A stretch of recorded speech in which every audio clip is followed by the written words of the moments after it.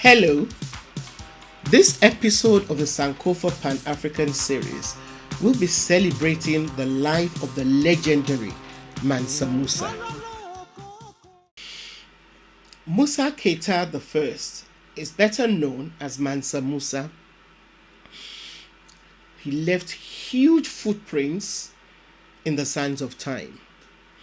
Although not much is known about his early years, because some accounts believe he was the grandson of Sundiata Keita. Others record him as the grandnephew of Sundiata. Mansa Musa Keita is also believed to have been the grandson of Abubakar Keita I, who was a nephew of Sundiata Keita, the founder of the Keita dynasty and the Empire of Mali. It was Sundiata Keita who established the territorial base of the empire and laid the foundations for its prosperity. Now, his given name, Musa's given name at birth was Musa, whilst Mansa is the Mandinka word for ruler or emperor. Musa Keita became the 10th ruler or Mansa of Mali in 1307.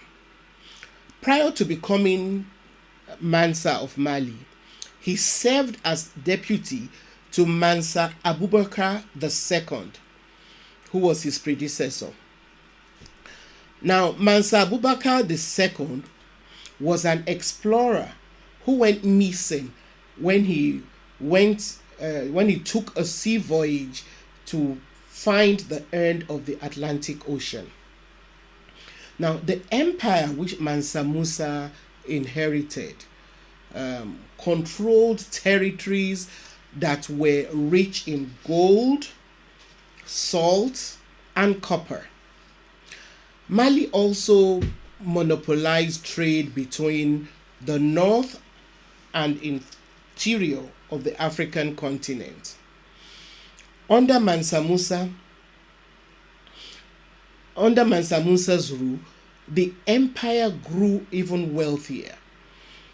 The reason why Mansa Musa is one of the best known African rulers is the wealth that he controlled as the emperor of what was most likely the wealthiest empire on earth during his reign. Now, during Mansa Musa's reign, Mali had an army of about 100,000 men, which included an armored cavalry of 10,000 horses.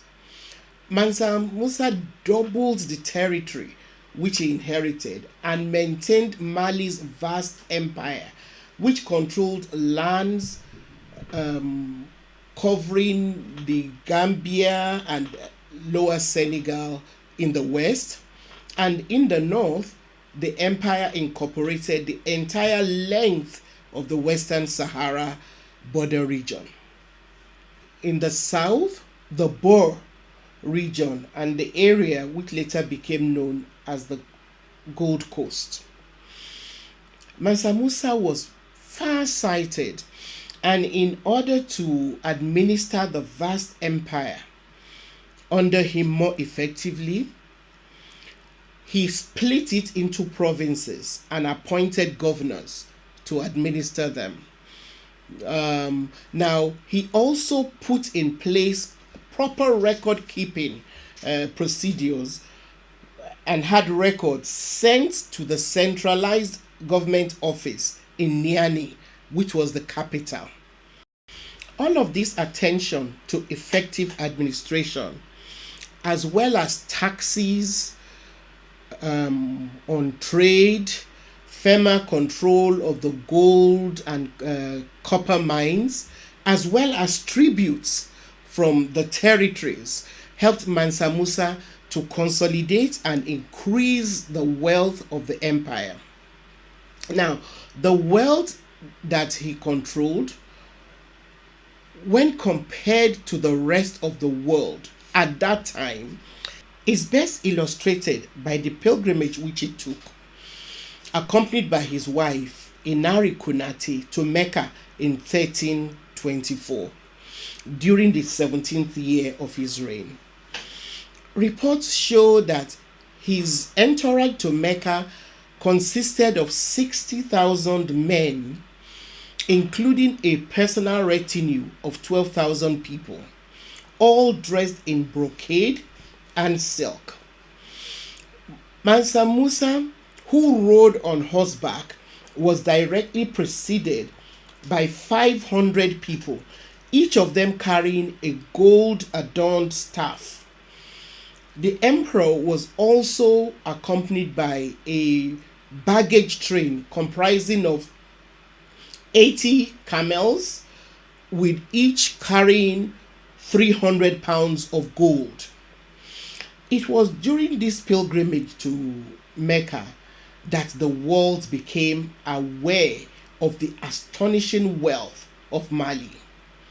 Arab chroniclers, both in Cairo, where he stopped on his way to and from Mecca, and in Mecca itself, were so captivated by the procession that they reported about him in the most glowing terms. So while in Cairo, Mansa Musa and his caravan spent and gave away so much gold that the value of gold dropped, causing inflation which Egypt did not recover from for the next 12 years. The accounts of Mansa Musa's stupendous wealth quickly reached Europe, and a map called the Catalan Atlas, which was created in 1375 by Spanish cartographers, depicts West Africa with an image of Mansa Musa sitting on a throne, holding his staff of office in one hand, and in the other, a large gold nugget. As soon as the Catalan Atlas was published, European leaders started sponsoring so-called explorers to Africa with the sole purpose of finding the source of Mansa Musa's gold. Now, I know there are still people out there